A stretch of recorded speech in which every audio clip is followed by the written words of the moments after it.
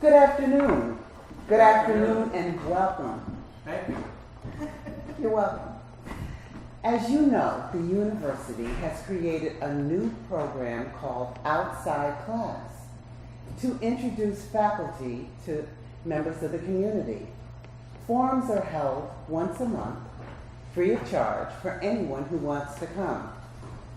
The hope is that the faculty members speaking can give you a better sense of not only the work they do, but who they are and how they live their lives in the community. My name is Aretha West. I teach anthropology at the university. You may have heard me on NPR. I've published 5 books, all within a wide range of my academic discipline with titles like The Evolving Concept of Family, Cultures of Change, Habits of Speech, and one for young adults called Word. I had a talk based on my research, half written for today's presentation. A talk that I've given many times, all over the country, all over the world, really. But then I changed my mind. It occurred to me that I had an opportunity to talk to the people in this community I share more personally about myself, and that could be useful. So I decided that you could just skip everything that you can learn about me if you Google me, and instead I'd like to talk to you as if I'm talking to a friend and tell you a story about my life here in this place we call home.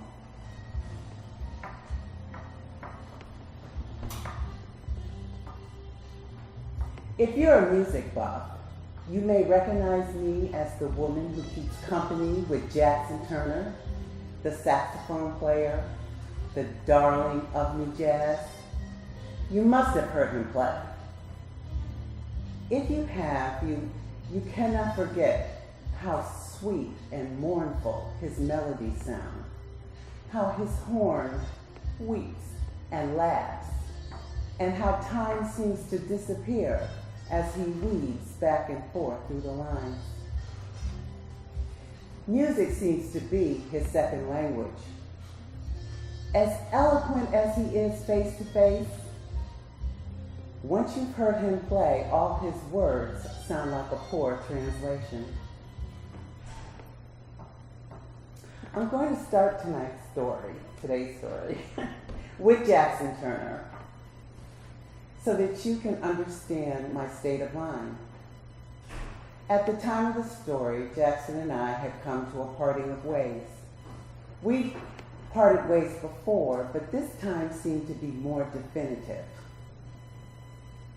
I was amazed how widowed and abandoned I felt. Obviously, I don't need a man to lean on, but he was family, part of my history, part of my soul. Only my anger and my work kept me from languishing in grief. The loss was private, but there was a public dimension as well. Our favorite vendors at the farmer's market would ask me where he was.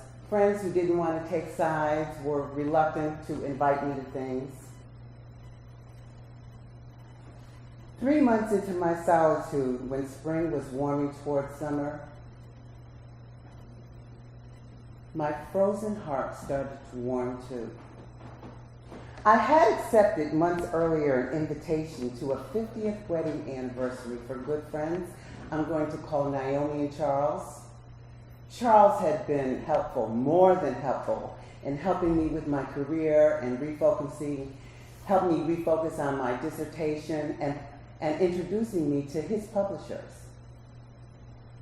I don't see Naomi and Charles that often, but they are good friends and long-standing. They're a little formal and their lives are a little old-fashioned, but they live out in the suburbs and they have a porch that overlooks a garden deep into the woods. They have a gardener that comes once a week from spring to fall. They have help inside the house, not someone who just comes to clean or a caterer for parties, but a person who's been with the family for years. And she comes every day except for the 3 months that they're in Florida. When their daughter invited me, I said, yes, of course. And she said, and bring Mr. Turner. My parents have grown so fond of him.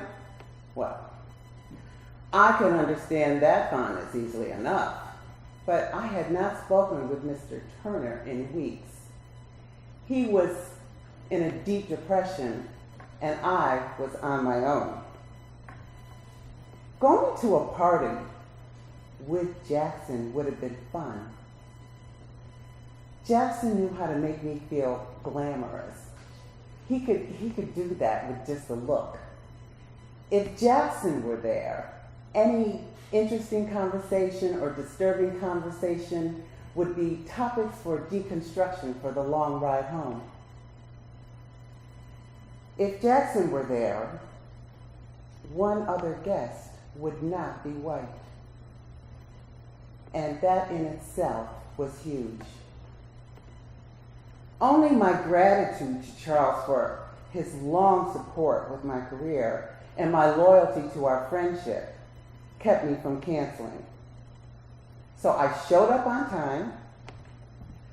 I hugged Charles and Naomi and talked to their daughter about her twins, and found myself a glass of this excellent Pinot Noir and went and sat on that porch overlooking the garden.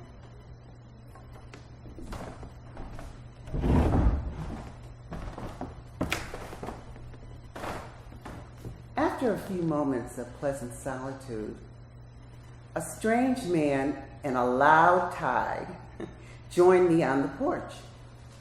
He looked to be about the same age as Charles, and he looked eager for conversation. Taking a break, he asked. I'm sure it's been a long day. He introduced himself. I'm going to call him Harry Shore, and I told him my name. He said, Aretha? Aretha like the singer?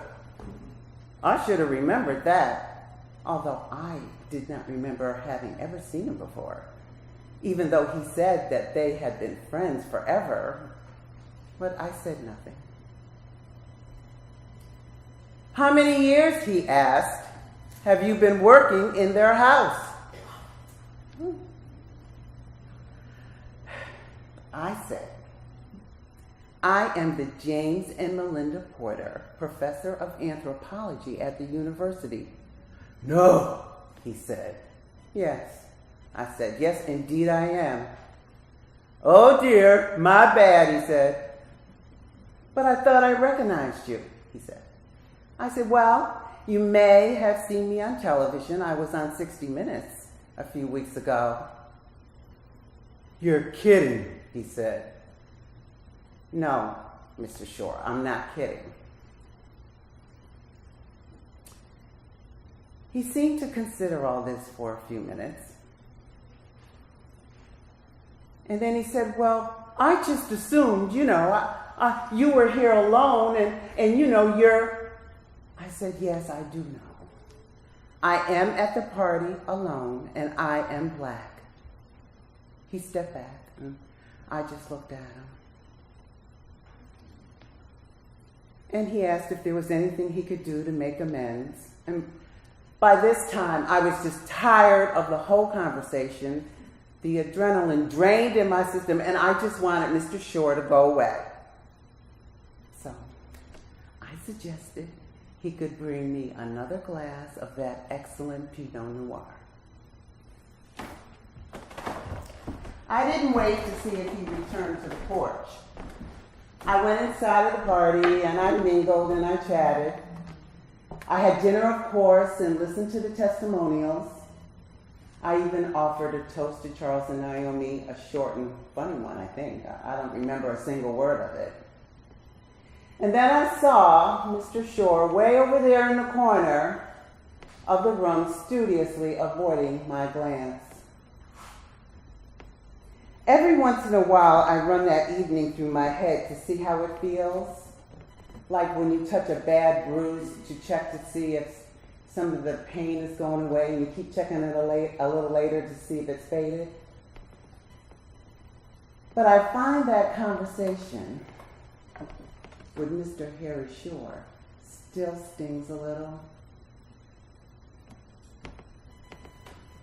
I told Jackson that story, and he just laughed his loud, huge laugh. Yes, he's back in my life again. And I am determined to expect less of him, even though that is loosened by the sheer pleasure of his company. It's not funny, I said, but it's impossible for me not to smile with that big laugh of his. He said, just forget it. Everyone is more vulnerable when they're alone. Nothing special really happened. You may just as well laugh as cry. It's hard for me to see out there with these lights, but I'm assuming that most of the faces out there are white. The story I just told you is one of many that I could share. You can forget it as suggested by the great Jackson Turner, or you can laugh, or you can think about it. But I'm delighted to notice that by my having told you my story, it has just lifted that feeling and extracted that experience like a festering splinter and allowed me to see just how small it really was. It is open space so that if you and I happen to meet each other, we can talk about the Red Sox, we can talk about the changing concepts of family or candidates running for City Hall. I'd like to thank you again for coming and wish you a pleasant day. Good afternoon.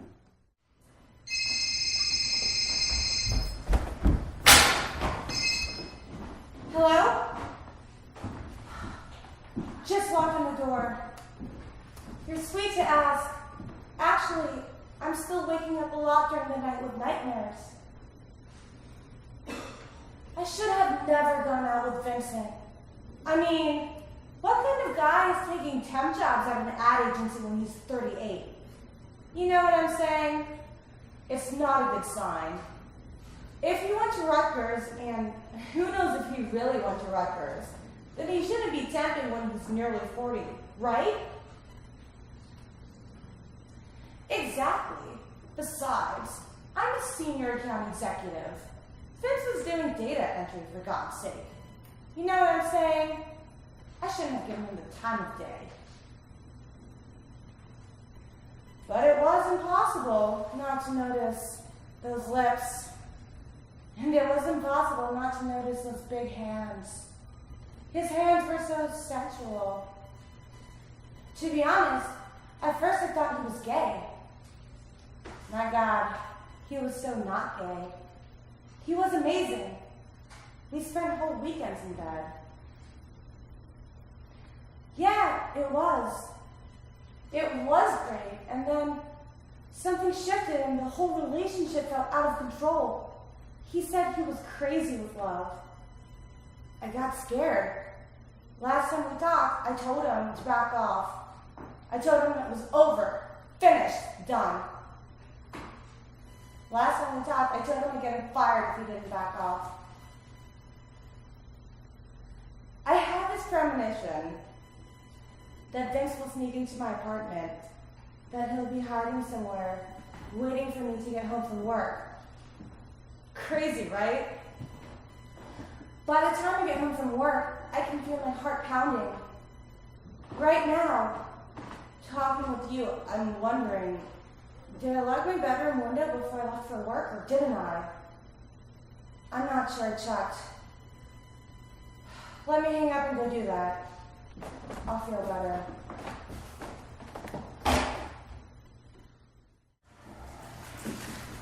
Oh, and I'll just put these nuts out to go with the wine. You think, like here is good, huh? Oh, cheese and crackers would be better. But we don't have any nice cheese. I suppose I could have rushed out, but anyway, I didn't. But Leah and Roger are going to be here any minute, and you're going to have to put that newspaper away. Maybe I'll move the nuts. Yeah, I think you're going to like Leah. She has been wonderful at work. The whole school has noticed a difference since she took over the art department. Art is supposed to be joyful for elementary students. That's what I've always thought.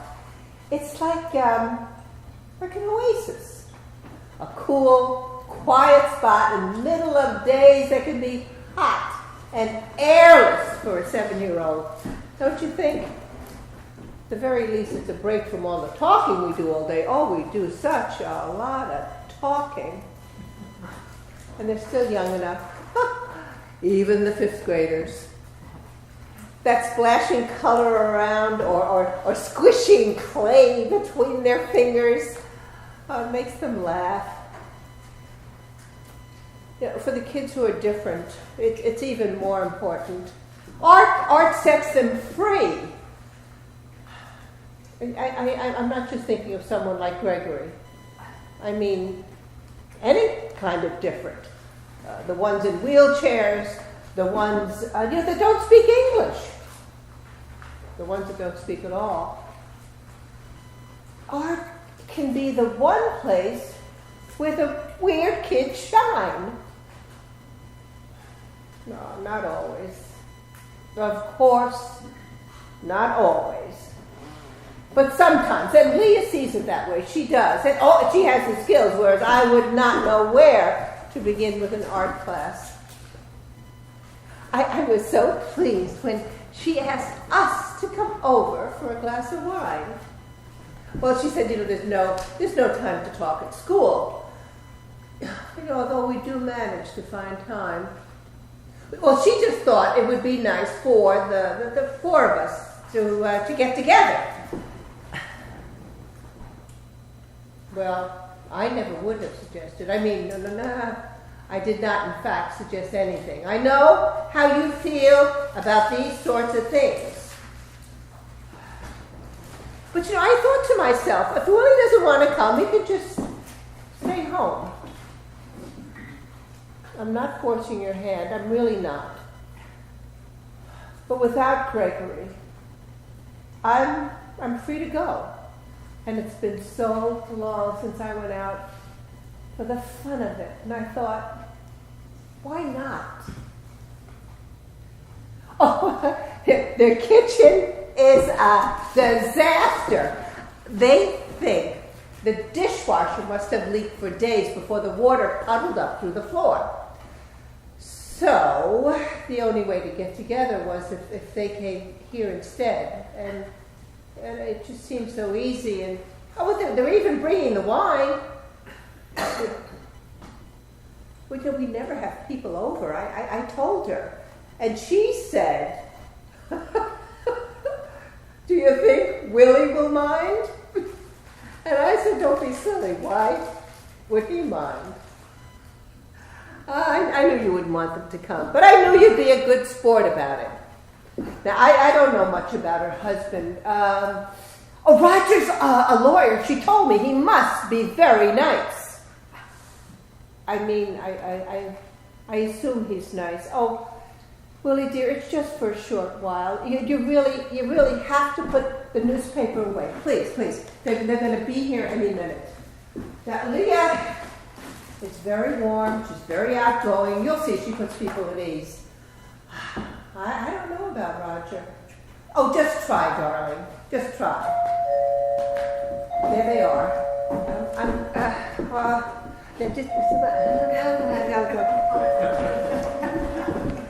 Hello. Margot, dear, thank you for rescuing the evening. Our kitchen is a catastrophe. This is Roger. Oh, glad to meet you. You told me so much about you. Hello, Willie. I'm so glad to meet you. It's Willie, right? Hi, I'm Roger. What a hideous mess in our humble abode. Did the wife explain? It seems water seeped under the floor. We have to tear up the whole floor. Well, it's nothing that can't be fixed. That's true, of course. Well, that's the first thing Leah said. Worse things can happen. Carbon monoxide, climate change, sick children, aging parents. You know the rest. Oh, I get such a warm sense from this house. Such a good feeling. Of course, I'm not surprised. If you guide me to a corkscrew, I'll open up the vino. Oh, I'm glad you get a warm sense. Oh, it says cozy. It says quiet. It says, what's the right term exactly? Earnest. Yes, that's it. Earnest. Not in a silly, exaggerated sense, but in a sense well-intentioned. Ah, the way you can read the emotions in places is remarkable. No more remarkable than when you see a student in the hall at school and you say, uh-oh, I know that one's in trouble. Or if you see a strange man across the street and sense danger. You know, I think it's different. We spend our lives learning how to read people, but not places or buildings. Oh, it's not just the building itself. The house next door to ours, you'll see when you come visit. It's almost the twin of ours. But that young woman is all about slender and minimal. Everything is gray and tan. Hardly any furniture in the rooms. You step inside the house and everything says distance, calm. Every room says reserve. The whole house itself says disciplined, cool, intellectual. It says restraint.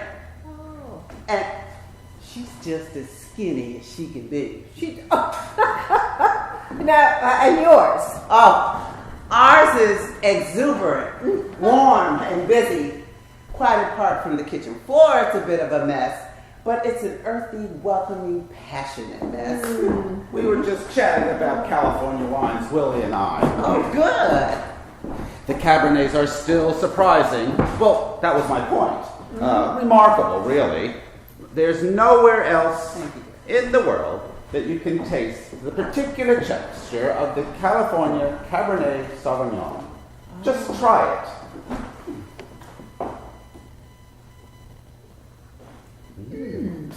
See what I'm saying? Which wine is this? This is one of Roger's favorite cabs. Lee and I took a trip to the Russian River vineyards last spring. Marvelous, wasn't it, dear? Yes, it was. And this wine is from there? Oh, no, not a chance. The best of the Russian River vintages never leave home. If you want to taste them, you have to go out and find them. What you're holding in your hand is from Napa. Napa. Still wonderful, yes, that's where it all started. Napa, Sonoma. They've got an established root stock, old vines. They're building elegance from a strong foundation. Try it again now that it's had a chance to breathe. It's lovely, dear. Yes, it is nice. I must say this cab is extremely nice. I'm afraid we're not very sophisticated wine drinkers. Well, not about sophistication, really. Not at all. Just a matter of what you like. Simple as that. Oh, well, it's delicious, isn't it, Willie? It's yummy.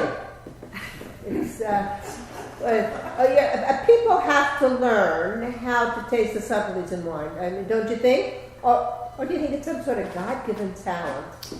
A little bit of both, I expect. But I'm more into reds myself. It's like music. Some people have perfect pitch, a more accurate ear. But achievement requires practice, practice, practice. Those people who write wine reviews and say this one gets a 92 and that one gets an 86, well, they're the ones playing Carnegie Hall with the world of wine. Oh. Probably the best evidence of genetic components is our Barbara. She has twin boys. just turned 5. Connor and Dylan. Adorable. Blonde. Well, you know, she's been tasting good wine all her life. But when she talks about hints of licorice and leather tones and shades of vanilla, well, I'm just in awe. How nice. Tell me about our daughter. Our older daughter, Meredith. She's the beautiful one and still single. Go figure. Well, that's the way she prefers it, dear. At least that's the way she prefers it right now. She wants everything in a certain particular way. I say to her, Meredith, if you want to be in a lasting relationship, you have to learn how to be more flexible. Well, she just laughs. Do you have children? Yes, we do. A daughter and a son. Our daughter, Cass, well, she lives out in Seattle and she writes software. Oh, I bet she makes a good living. Yeah, she did, until her company downsized. Oh dear, life between jobs can be hard on a single woman. Oh, no, she's not single. Well then, don't tell me, let me guess. I bet her husband's a computer geek too. Oh, I could see this coming. If you want to talk about genetic advantages, forget about wine and music. I bet their children will become super techies who will control the world in 20 years. Cass is married to a doctor. Even better. May I offer you some nuts? Now, I got these at a shop where they roast all their own. Have you been there? Well, it's down on Constable Street, and I think it's a family business. The people that work there are all Armenian, but of course that is an Armenian neighborhood. What's the specialty? Pistachios. Oh, but they have all kinds. I particularly like the cashews and the unsalted mixture. No, I met your son-in-law. Daughter-in-law. Penny is a pediatrician who doesn't know much about computers than any of the rest of us, but she is a marvelous doctor. Oh, do try some of these Well, cashews. that's all fine. Far be it from me. I just worry about the children. Oh, they're going to wait a few years. They will be wonderful parents. People change their minds sometime as time goes by. It's like our Meredith saying she won't get married. Well, how does she know what she's going to be like when she's 50? I told her there's no deadline. That was my point. But it's quite different with babies. But you see my point. Yes. Oh, yes, the wine. I'll tell you what. Let's put the Cabernet aside for now. I want you to try the Zinfandel that I brought. Quite a different personality.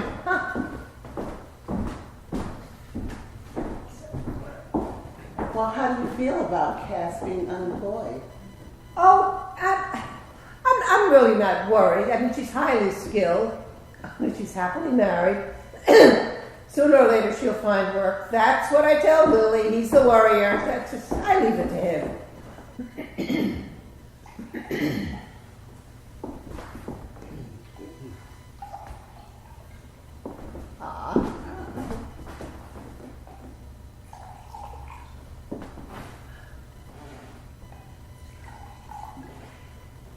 Here's to families in all their complexities.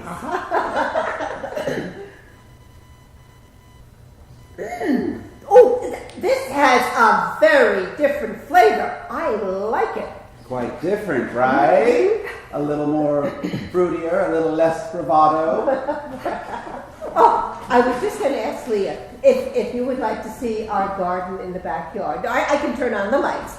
Now, it is a work in progress, of course, but it's the closest I've come to creating my own art. I'd love to. But you know what? Maybe I'll take a rain check. I'd rather see it on a sunshiny day to do it justice. What about your son? Our son's name is Gregory. He's 16. Is he at the high school? No, he's away. Oh, that's great. public school is so red, white, and blue. Apple pie and Chevrolet. But would you girls know working in one every day? But prep school can make all the difference for a kid, particularly a boy with a smart older sister. Well, I say that as a boy that had a sister that knew everything. She took the wind and the air right out of the room. I went kicking and screaming to prep school, but it saved my life. Or rather, you could say it created my life. Gregory's one lucky young man. Roger came from a family that had absolutely no interest in wine, the arts, or literature. Disadvantaged, really. Not differently advantaged. Well, that's how I like to call it. It's like you're going to say disabled. Now we say differently abled. Well, I'm glad your school worked out for you. That's what counts at the end.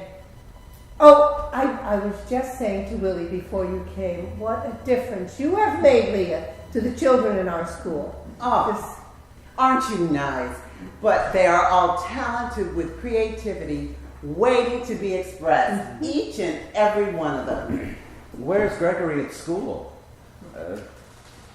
I went to Smithfield. Just luck of the draw. Wouldn't it be funny if we both had the same school in common? Well, no, we don't. We don't have that in common. Gregory goes to Oakdale. Oakdale? Well, I've never heard of that, but that doesn't mean a thing. I'm more about wine than I am about prep schools. Well, it's not a prep school. It's a school, a residence really for children with special needs. Darling, I have no idea. Well, the right prep school can make all the difference. Well, they saw that I was headed for serious trouble. ADHD, spectrum disorder, all that sort of thing. But Smithfield kicked my butt. Bet Oakdale will do the same for Greg. That would be wonderful. But, did you know I particularly like this Zinfandel? Do we have any left? There's plenty. We should go. Oh, no, do stay a little longer. No, really, thank you. It was so nice talking things over with you, but we have to get home on the early side tonight. We've got a contractor coming at the crack of dawn. Well, I'm certainly glad you came. Great to meet you, Willie. So nice talking with you. We should do this again real soon. Oh, that'd be nice. Next time we'll take on Pinot Noirs.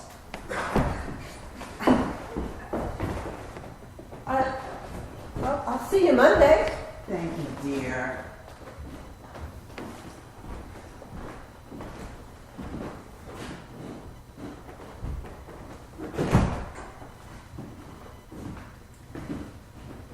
What a lot of words.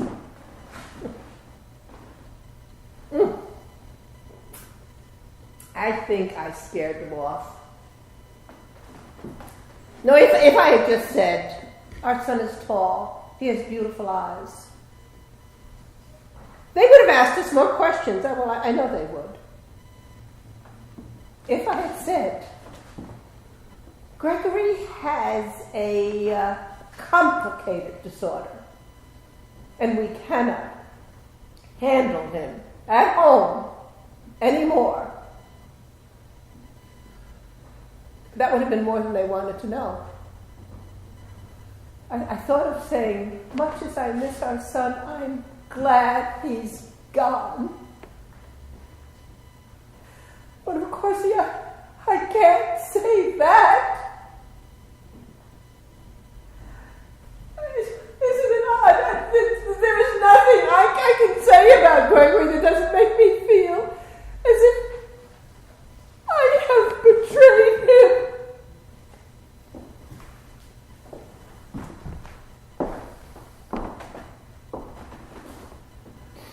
Oh, Willie, I love you. You're the only person I know who tells the truth.